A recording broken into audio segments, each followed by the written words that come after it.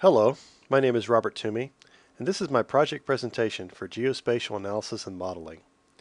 I took this class at North Carolina State University in the fall of 2013 in order to improve my skills in GIS. Let me start by telling you a little bit about myself. I'm a software developer at the National Severe Storms Laboratory in Norman, Oklahoma, and my primary job focus is on 3D visualization.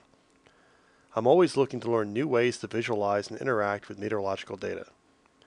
I'm very interested in learning GIS techniques when applied to meteorology and hydrology, and I'm finding out that there's still a lot for me to learn. So let's get started. On Monday, May 20th of 2013, a major tornado hit the cities of Newcastle, Moore, South Oklahoma City, and the surrounding areas.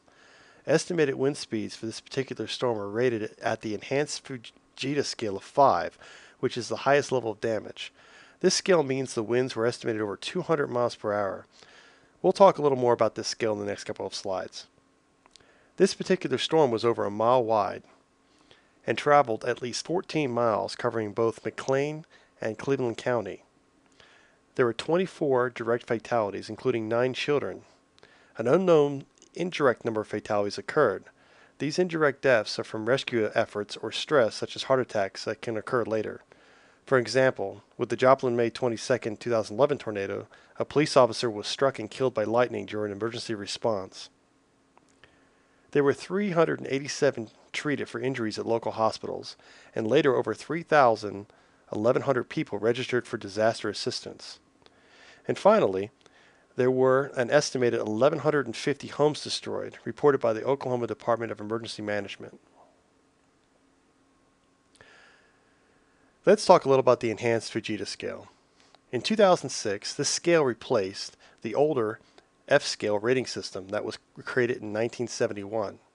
It was created to align wind speeds more closely to observed damage. Basically, after a major storm event, local weather offices such as the National Weather Service will send out teams to examine the damage. Using damage indicators, such as damaged trees, missing roofs, or overturned vehicles, survey teams can make a reasonable guess as to the strength of wind required to cause that level of damage. In the table here, we see the EF number and the corresponding wind speed.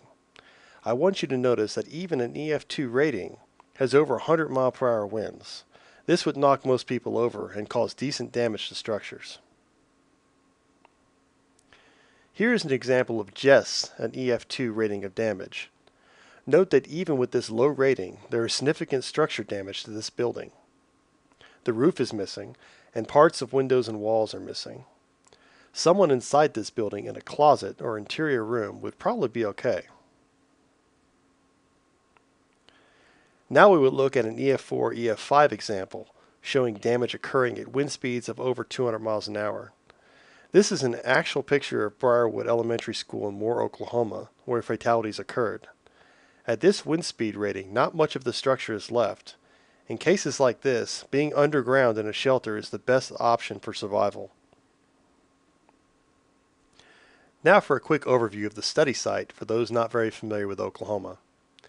Here we have a state map with the tornado damage area circled in red. Zooming in closer, we can see the tornado path in the counties of McLean and Cleveland. Also, we see the 3 cities that were in the tornado path: Newcastle, Oklahoma City, and Moore. Around here, just west of Moore, is where the highest EF part of the storm occurred, at around where Briarwood Elementary School is located. Our first data sets are from the TIGER USGS Census Archive. TIGER stands for Topologically Integrated Geographic Encoding and Referencing, and the USGS is the U.S. Geological Survey. The 2 main data files we want are road polyline data and polygons for the census blocks. These will be very useful for breaking down the area of analysis as well as for emergency response. All of our data here is in the Geographic Coordinate System National Datum 1983. The second set of data comes from the National Weather Service. This provides us with the tornado boundaries estimated by the damage surveyors on the ground. You can imagine, if you will, a Russian Matryoshka doll where each lower EF rating includes the higher rating nested within it. All data here is in the World Geodetic System 1984 Geographic Coordinate System.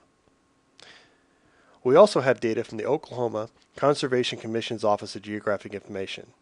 This includes point data for schools and fire station locations. It is provided in the Oklahoma North State Plain Coordinate System. Finally, we have the National Elevation Data Set USGS Terrain Elevation Data provided in the Geographic Coordinate System National Datum 1983. There are two parts to my analysis. The first uses tornado polygons and census block data to count numerical data on a per census block level. We'll be applying tornado classifications to census data using GIS techniques, and we will have to do some calculations for area as well as summarization of totals for a final result table. The second part of the analysis will use the road polyline data to find out least cost paths for emergency response to our Briarwood Elementary School. Here we will have to get our census road polyline data into a format that can be used to generate a cost surface. So let's get started. Here we can see the EF polygons for each wind speed classification level for the tornado path. The outside being green for EF0 and eventually turning red here in the middle where it is the full EF5. The problem is that we actually want each EF rating to be completely separate from the others. This leads us to create donuts for each rating. Here at the bottom image, we can see the donut created for just the EF0 rating. This will be used for intersecting with Tiger census data. Now that we have our donuts, we intersect with census block polygons. Even at the census block level, blocks are fairly large in comparison to the tornado path. The trick is to use an estimation of the value of interest based upon the percentage of area covered. For example, here at the 85 number value for this block here in the center, about half is covered by the tornado boundary. Doing the math here gives us an estimate of 42 out of 85 people within the EF4 category. The nice thing about this approach is that it works for any value you've assigned to your census block. Here we just use population and housing counts as an example. Once values are calculated, they can be summarized or analyzed further. For the second part, we will need a speed attribute for a traveling cost surface. The Tiger polyline data includes an attribute field called the MTFCC. This stands for the MEA582 classification code. MEF on its own stands for Master Address File. These codes are provided to classify individual vector data objects by type. For example, in this table, we can see the MTFCC code and a description provided by Tiger. We can manually create a table with speed limit estimates, and then join this table to our original road data and create a new shapefile. Now that we have joined the data, we create the new shapefile with the necessary speed attribute that we want for results. Here we show a map using this shapefile where we color the roads by the new speed attribute that we have created.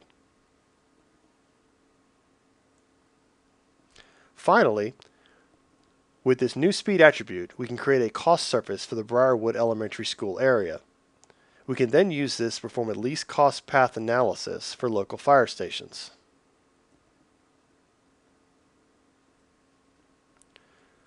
For our first part of analysis, we created donuts of each tornado category and then intersected this data with the original Tiger census values.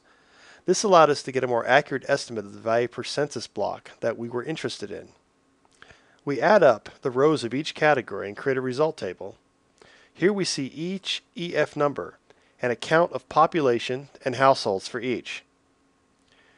We can see that 33% of the native population was directly in the storm path, and that 22%, or about 2,050, experienced a severe EF3 to EF5 or greater than 136 mile/hour winds. Adding up our EF2 to EF5 households affected, we get a number of 1,375.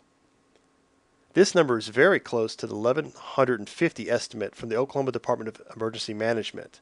This suggests that some homes may not have been counted, either because they were stronger built and took little damage, or individuals chose not to report this damage. Finally, for part 2, we create a map of our least cost path for emergency response. Generating the raster output for the least cost path is the first step, but a very useful technique is to convert this raster into a polyline file. This allows a cleaner presentation of the results in a map shown here. Here we see Fire Station 1 is about 3.07 miles away, while Fire Station 2 is about 4.21 miles away.